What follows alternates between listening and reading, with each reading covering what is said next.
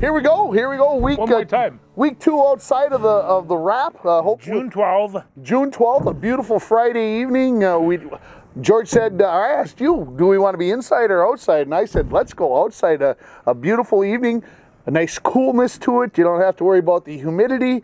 It'd be a great night to start a fire, or sit outside and have a beverage and maybe a s'more. Or, well, if you wanted to have supper, you could even throw a hot dog over the top, or a bratwurst. Ooh. There's any number of things that you can use. It's just that, it's kind of like, and I'm just leading the way over here.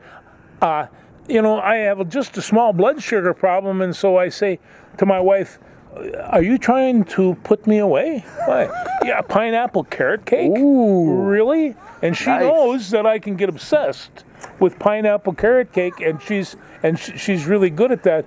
But I noticed I had a piece last night, a small piece, and my blood sugar was not out of whack this morning. Well, that's good. That's good to hear. That was nice to know. Yeah. Well, my wife made a superb rhubarb cake this week. Oh, the rhubarb is really good right now. Really good stuff. So. Well, here anyway, it is. We were talking about baseball. Well, yeah, we're talking about baseball here before we went on the air, and we were talking that the baseball teams. Well, I was wrong last week. It sounds like Rob Manfred is just going to look. If they don't want to come to an agreement, we're going to play baseball somehow, some way. I'll just say you're going to go do it, and if you don't, whatever. Well, that's the way that it is. So, to me, that tells me that there's going to be baseball. But the sides are coming closer and closer together. The players proposed something, and then the owners come back, and so they're jiggling back and forth. And of course, the final say is the money, and everybody wants to get their fair share. And I said last week I didn't think that they would ever come to an agreement, but I didn't know that Manfred had said, I'm the commissioner of baseball, and I'll just tell you guys that you're going to play, and I'll do it with my style. So either work it out. So. I think we're going to have baseball in some form or fashion, but very interesting. Like I said, last week had not heard that Manfred could do that.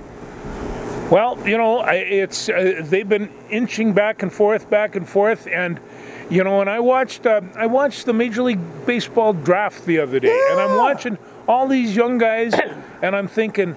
And I don't know, what did they draft, 150 or something? Yeah, they're about 150 players going to be all together. All together, and so you took a look at that, and I thought, there's some people here that are never going to ever get a chance to play in the minor league system, because if they start, bringing these other restrictions on. The scary part is that the baseball usually has been 40 rounds. Right. They limit it down to 5. And then they're going to sign some free agents, and of course the big news for Minnesota was Max Meyer from Woodbury and of the Gophers, and he gets drafted 3rd overall by the Miami Marlins, and from everybody that I had read up on, which was very little, that was a little higher than what they expected. It was a lot higher than what they expected. In fact, it was a bit of a shock. But you take a look at where he's at. He's an All-American. This spring, he was 3-1, and I can't remember who beat him, like Oklahoma in a real close game. Yeah, I don't remember who it was. Okay, he had a 1.95 earned run, 46 strikeouts, and 27 2/3 innings, Tim. So he can throw the ball. On an average, he throws 15 strikeouts per 9 innings. His career stats: 148 innings pitched over 3 years, 187 strikeouts. That's 11.4 Ks every nine innings. And a 2.7, a 207. And the scary part, he probably never really got into mid-season or end-of-season form. It would have been interesting to see what he would have been doing. I know somebody said we would have loved to have been seeing him pitch in Omaha starting tomorrow, which is where the College World Series would have started. The Gophers felt like they had a chance to get there, and obviously he was going to be a big cog because he was going to get the ball every Friday night in the weekend series in the Big Ten, and he was going to get the ball a lot in that respect. And of course, the Gophers had a good team overall, but a $7.2 million guaranteed signing bonus. You see, in the old days, they used to call those bonus babies, and they don't call them. Haven't heard that term in quite a while. But that is a pretty good sign, and and I'll tell you, he is the top Gopher athlete ever drafted. The only one he was tied with is Paul Molitor. That's a good person to be tied with. Well, number 4 is Davey Winfield. And, you know, it's like we were talking about that just today, and I says we went and saw Davey Winfield pitch in the Big Ten championship game, and he pitched a one-hitter and hit a home run. And, you know, gee, what is he going to do? Because he led the Big Ten in homers and led him in strikeout. I mean, he was really just an incredible baseball player. Winfield got drafted in 4 sports, I think. Got drafted in 4 sports, right? Football, 2 basketballs, and baseball, right? Yeah. And that's because nobody ever saw him on skates. So you got Dave Winfield. It was drafted 4th, and Dan Wilson was drafted 7th in 1990. But you know, this was a nice pick, and I saw the picture of the family when they found out and they pronounced it. That family was in shock. They knew he was going to go high, and I figured even within the top 10. But they were really surprised at the 3rd, and then Miami must have had something in mind, because they got a whole bunch of relief pitchers and really just glued up their pitching staff. Well, and that's what they're predicting. You know, that right now the Gophers have been using him as a starter, but they think because of the number of sliders he throws and the viciousness, I'll say it that way, of this slider and his 100-mile-an-hour, near 100, high 90s, upper 90s, 100-mile-an-hour fastball, that he might be a better short reliever. You know, that first guy off the out of the bullpen, maybe you know, an inning or an inning and a third, maybe 2 innings, kind of that kind of guy who can come in and really change the focus. And so it'll be interesting to see what kind of pitcher he becomes, because one of the drawbacks that he has is that he's only 6 feet tall. He's not very big, no. But you know what he's got a good whip in that arm. But you know what they said about him? He was a hockey player, and he's got strong hips, and so he knows how to work his hips to get that full body drive. I tell you, you see that slider go by with the dip, and he said, you know, on the gun, he was doing anywhere between 97 and 98 miles an hour, and that's when they were just taking a look at him. And so, you know, I think he's going to do real well. That being said, easily the best pick in the draft is Spencer Torkelson. He is, I went and looked at CBS, and they had a video of him. Oh, he's got one of those long, extended swat the tater into the stands type swing. And, you know, he's big. He played first base at Arizona State, but they actually are trying him in third.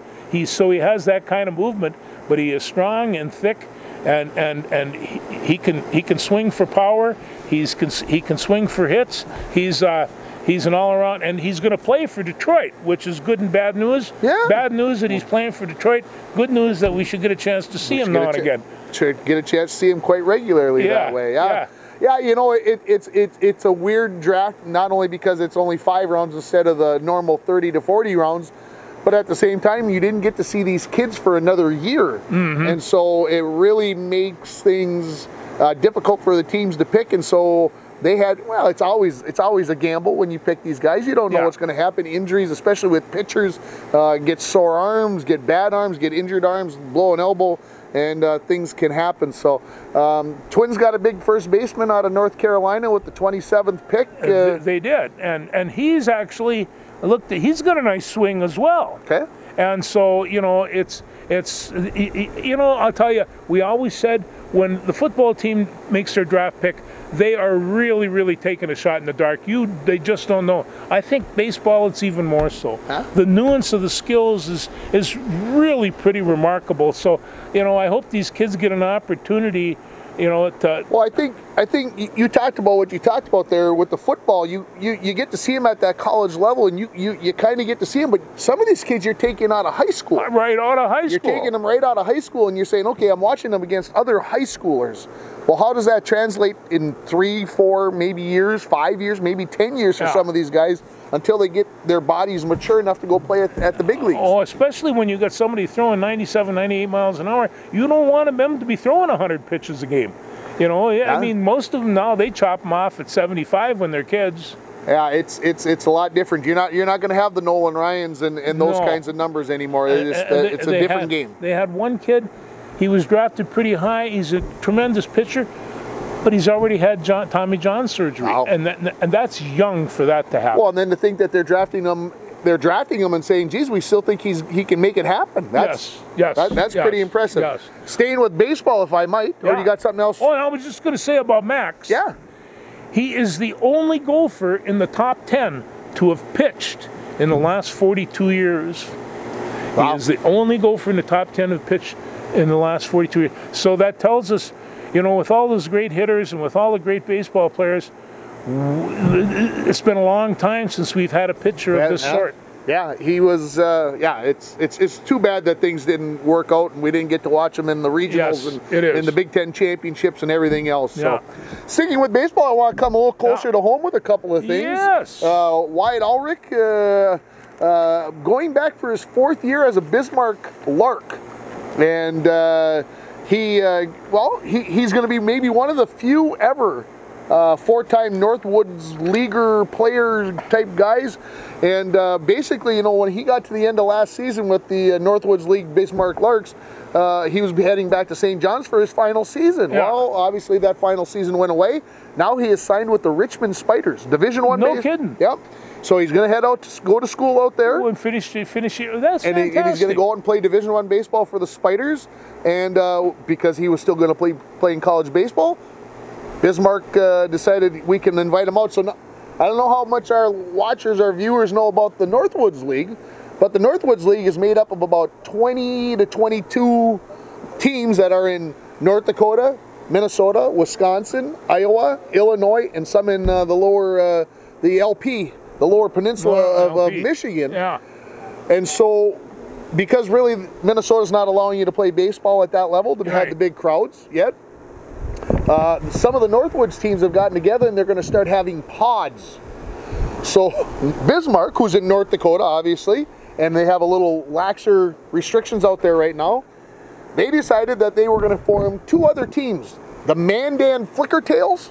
I love it. And there's going to be a second Bismarck team called the Bull Moose, the Bismarck Bull Moose. Oh, they are going to play. Names. They are going to play 72 games of 3 teams, 48 against each team, all played in Bismarck over about a 2.5 month span. And so our Mr. Lark, as they call him out there, Wyatt Ulrich, is going to be going back for his 4th season. And you know, when they sent him away last year, they kind of gave him the big farewell. You know, he had a heck of a game in the All-Star game last year, and he's going to have a chance to set some records that may never, as far as I'm concerned, never be touched in the North for the Bismarck Larks. So I started planning a trip to Bismarck this summer to go watch him play. And so best of luck to you, Wyatt. You're going to have a great summer, I know it. And are they going to stream any of those games? The games are online. You can go to the northwoodsleague.com and just look it up there. All those games will be able to be watched live.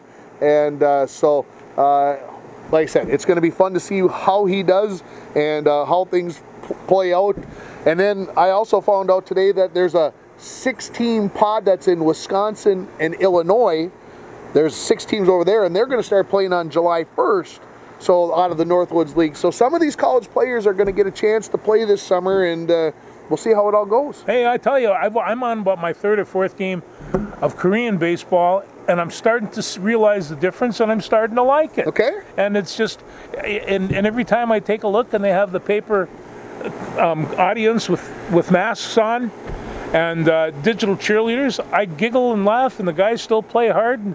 And you know, hey, they run. And they had stuffed animals in the bleachers for kids. Yeah. No, it was a good time. So hey, as long as we're talking about we got a couple more things. Well, yeah, you know, I when I left here the other day, I stopped by Sammy's and got a pizza, and there was the Koenigs. Okay. And Josh and Garrett were telling me about brother Brian went storming out to Arizona to play a little baseball because they have no Legion games here. And well, that has changed now, so we'll talk about that next. Okay, so well, there keep going on what you're but he's in Tucson, Arizona, and he's playing for the Tucson Pat Cats. The Tucson Bat Cats. Bat Cats. Bat Cats. And Josh said something about he went in relief the first game and really did well and thought, you know, he can do this and do this. The next game he went in for relief. Hey, there's hitters out there. And I suspect Arizona they produce probably as many baseball players as anybody else in the country. And so I would imagine he's going to probably pick up and learn a couple of things. Now, you're telling me that they're going to have Legion baseball again? I received an email last week, and I didn't really look at the email very closely. And today, last night I got home, and this morning I had time to really open up my email. It's tough to look at them on a phone. And I'm like, oh, here's the District 2 baseball schedule. Wow. So these 8 towns that have basically been playing together for the last few summers: Virginia, Ely, Taconite, which is Greenway, Eveleth, Aurora, International Falls, Cook County, and Proctor, basically have an entire season of baseball planned that's going to start on Tuesday the 23rd. And the 23rd of June next week? Week and a half away. Yep. And play through Thursday the 30th. So on Tuesday night or Tuesday afternoon at 3:45, it looks like by what I'm reading on here, Aurora is going to be coming here to International Falls to play at Sheila Field for a couple of games. And then Thursday, International Falls is going to host Eveleth the 25th. And then on the 26th, they're going to go to Taconite. So they're going to have 3 games. So they're going to get right into this. So I'm sure they've already started practicing a little bit, and I'm sure they're having to do it with all the restrictions. Walking over there, I didn't know exactly what was going on, and I watched a football practice with restrictions on the other day. Oh. It wasn't like any football practice you and I had ever been to. Well, we're gonna get to talking about those restrictions in a little bit. Well, before, go ahead. So that baseball, there's something out there. There's going to be something for people to go watch, and the thing that I like about this is that this is going to start to let people see, can we start getting people together to do these kinds of things and avoid mass outbreaks? Patrick Royce of the Star Tribune went off on a tangent the other day in the paper about town ball, and how can you tell me that we can't put 2 teams out on a baseball field with 40 to 100 people or 50 to 100 people, whatever number he said out there, to be out there and watch on a beautiful Tuesday night. Outside. Yeah. Why can we not do that, but we can put 50 people into a bar or a restaurant or whatever? They figured they were. I had a doctor tell me the other day they allow 500 people a day, or 500 people a day go through Walmart in Bemidji. Oh, I could believe that easy. Yeah. And so I think we're going to see some of the easing of that and everything else. And so, like I said, if you're a little bit of a baseball junkie, start looking towards that full week in June. Well, actually, it'll be almost the 4th full week. Yeah. Heading for the Tuesday the 23rd, and of course, we'll have to see how many kids. It's always can we get enough kids together to play? So stay tuned. We'll keep you apprised of the situation and everything else. So. No, I tell you what, in the last few years, there've been a couple of people that have really started taking a serious look at baseball as being their primary sport, and I love that. And we haven't had a lot of hardcore ball players up here. It appears we have a couple now, and it's.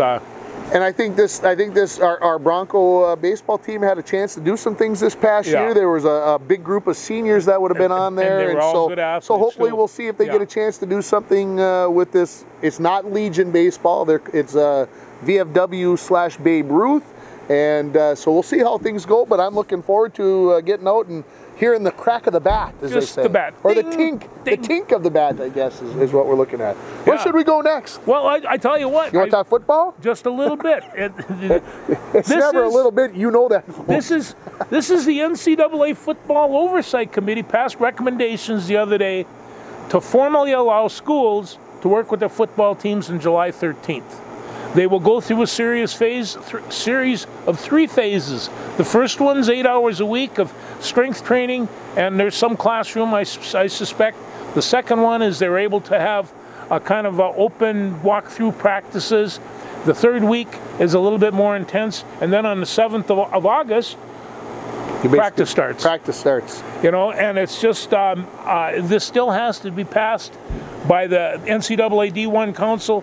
Tim, there's an awful lot of money involved in this, and it's just like, I hope they can do it safely, but they're going to do it. Well, and so my question becomes this. Today, John Harbaugh, head coach of the Baltimore Ravens, kind of went a little, yesterday, I guess, went a little berserkoid about the restrictions.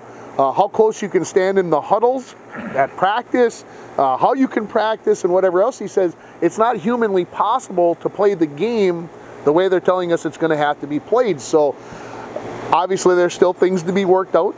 I think we still are in that mode of colleges are probably going to play football, the big colleges. I don't know about the small colleges yet. I see the big, obviously the NFLs, the CFL, that we'll talk about maybe here in a few minutes, getting a chance to play at this point, but I am still very skeptical about high school football being able to be played.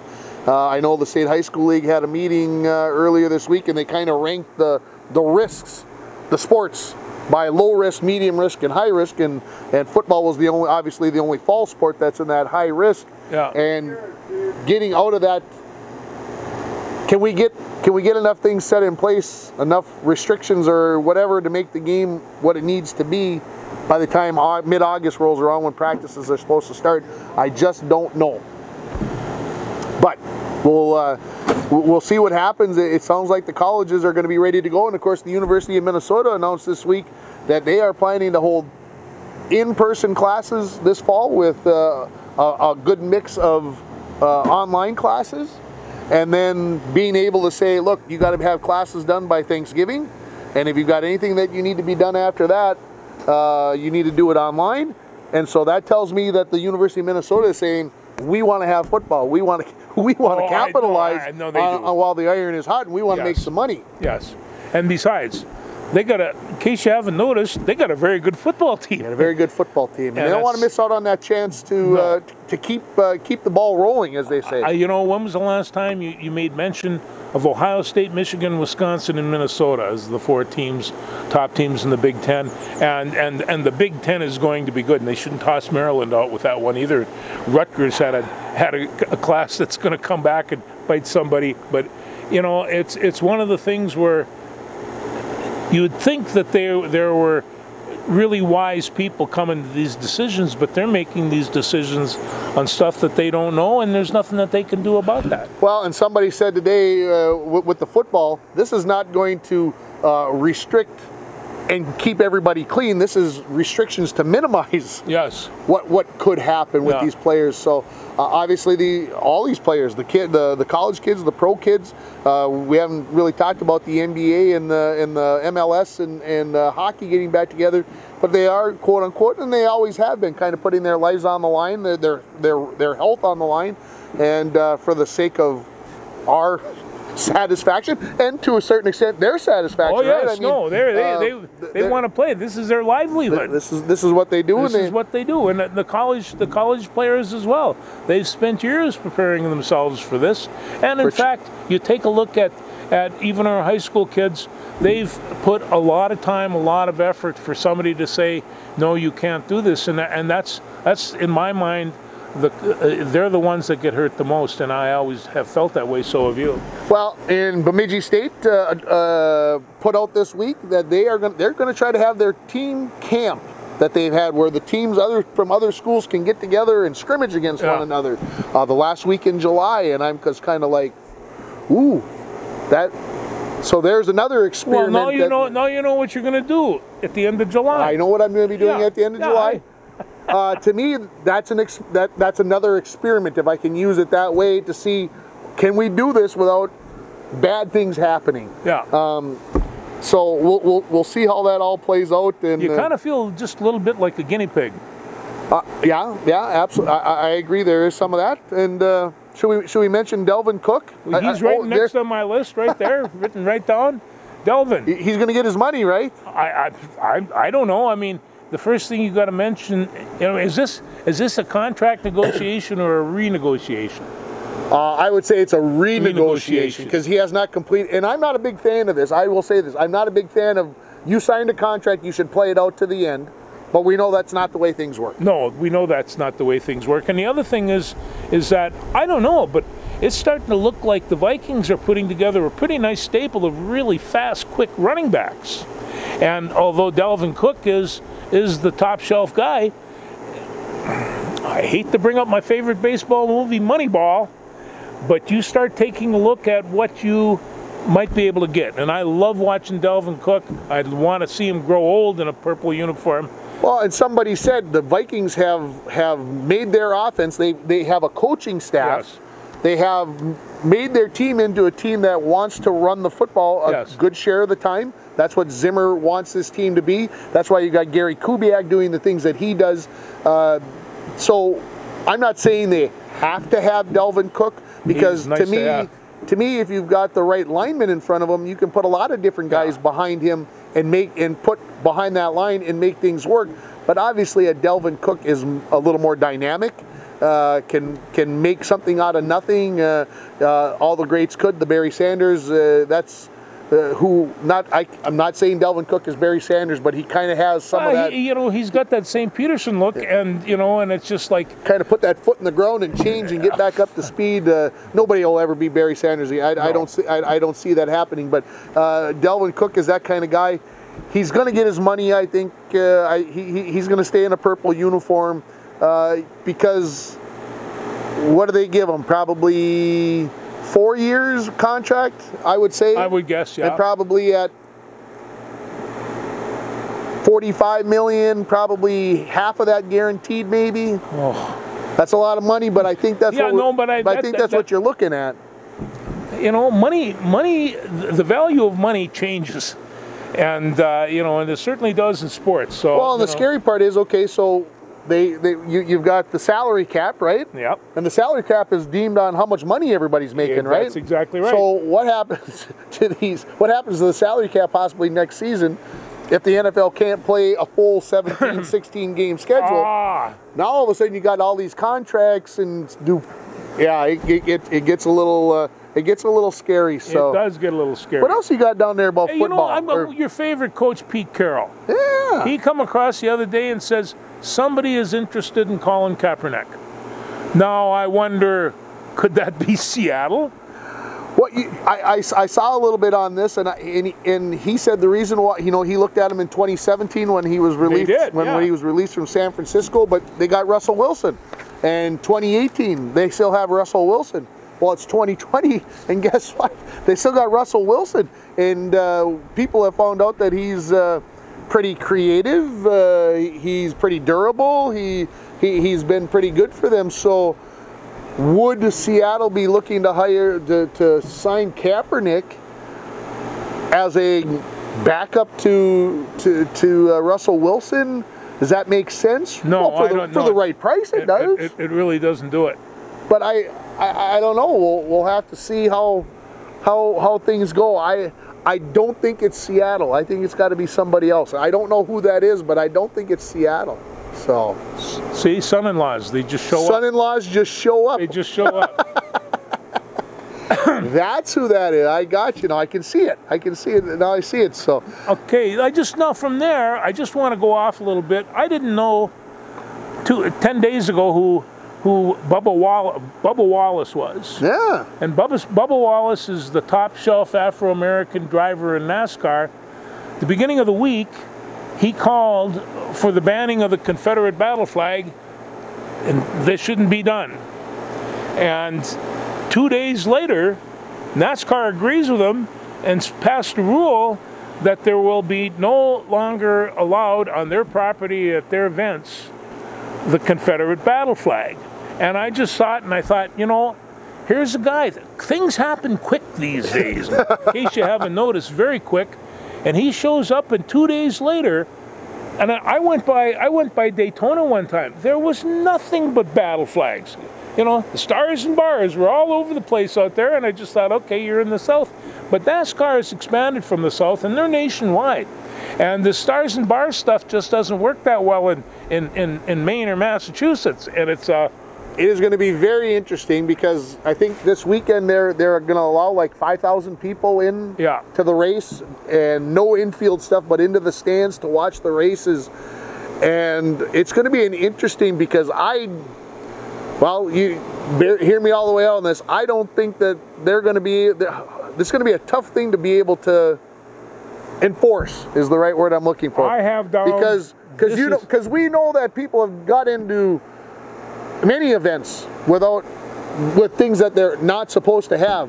Well, it doesn't take much to roll up a flag or to fold up a flag and put it in a pocket or stick it inside of a whatever and walk in with it, and then all of a sudden you're sitting in the stands and you're waving it around. So this story is not over. Oh no, and I mean this is an incredible change to all of Southern culture, and it's just NASCAR was born there.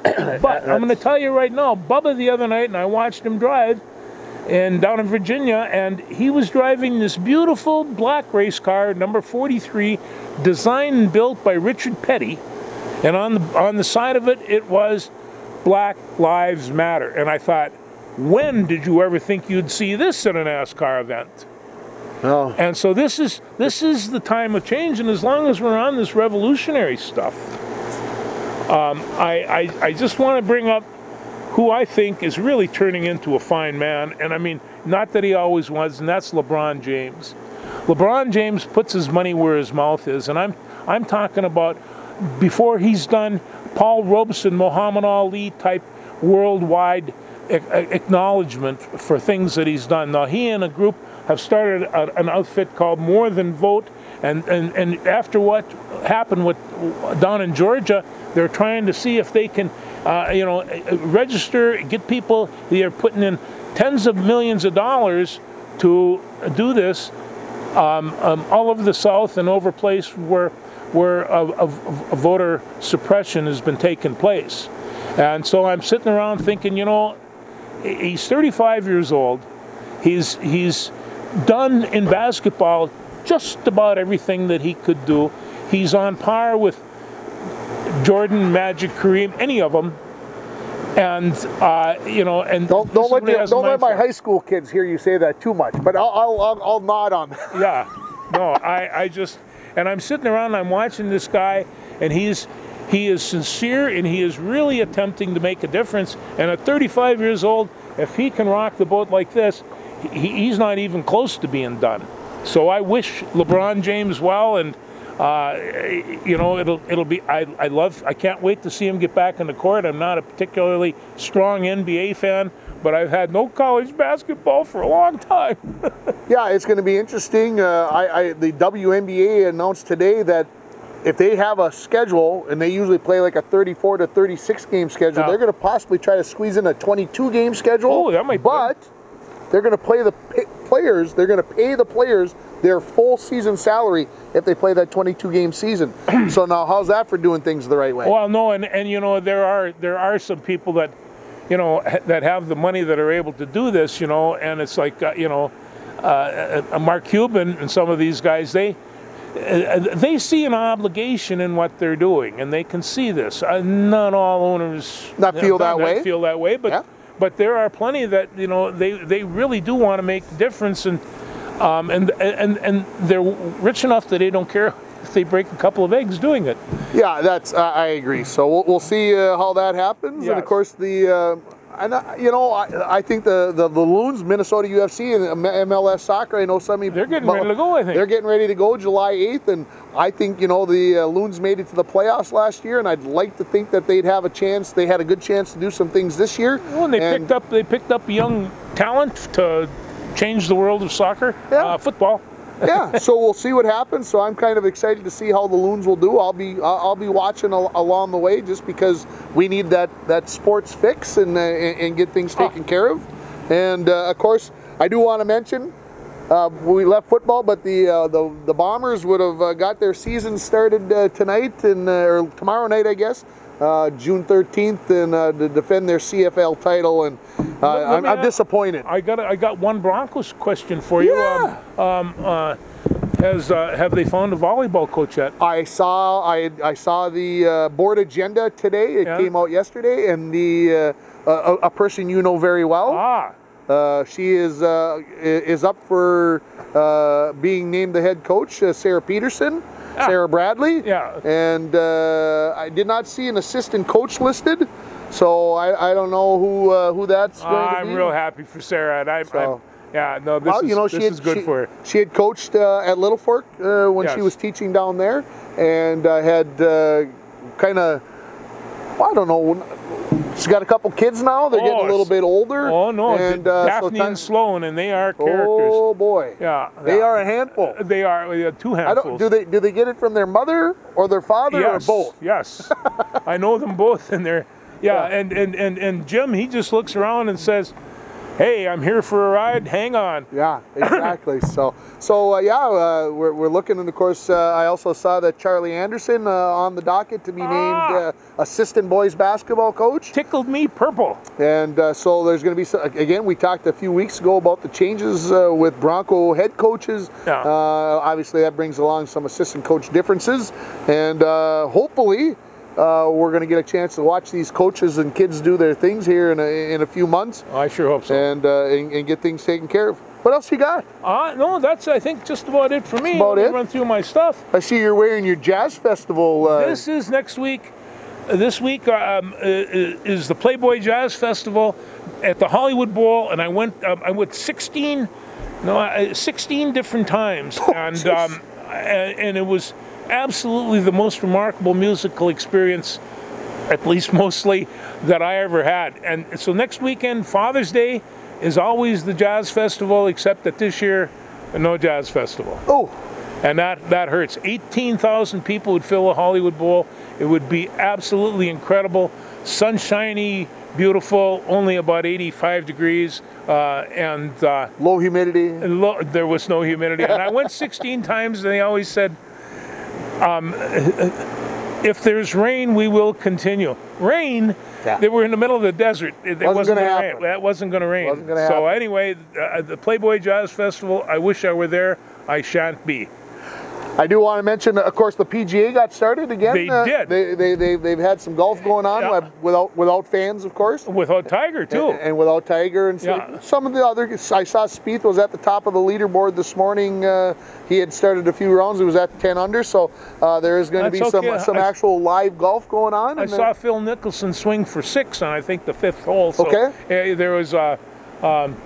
He wasn't smiling. He's a very competitive man. Well, especially when you first come back, you want to get started and get things going in the right direction. It's good to see that all happening again. It gives us hope. It gives us hope. We like that. So yes. Well, anything else for you? Yeah, I just I got a big week coming up. I got to work the next week. I'm correcting AP calculus exams for the next week. You don't have to go to Kansas City though. No, I'm going to be doing it in my basement. Oh, that's which a whole lot takes better. a little bit of the luster off of it, but going to be working over the next 7 days straight. I always thought, math people, they got to be so strange. And Sue said, well, if somebody asked you to do that to a bunch of history papers, would you do that? Oh, yeah, that'd be fun. Oh, yeah, that would be fun. See, there's the thing. So we'll see how this goes. I'm not a big fan of correcting papers online and doing things that way, but it's a chance to do a little calculus, and any day with calculus is like a day with football. Those are great days. That's the way I look at them. So, anything else? Do this next week? We'll plan to celebrate. I'll let everybody know how paper grading went when we come back next Friday, because I got to work. That'll be my last day of working on Friday, and then we'll come out and do the show. I'm starting to like this Friday show thing. Yeah, it's not a bad way to start the weekend. No. Thanks, everybody. Thanks, Pete.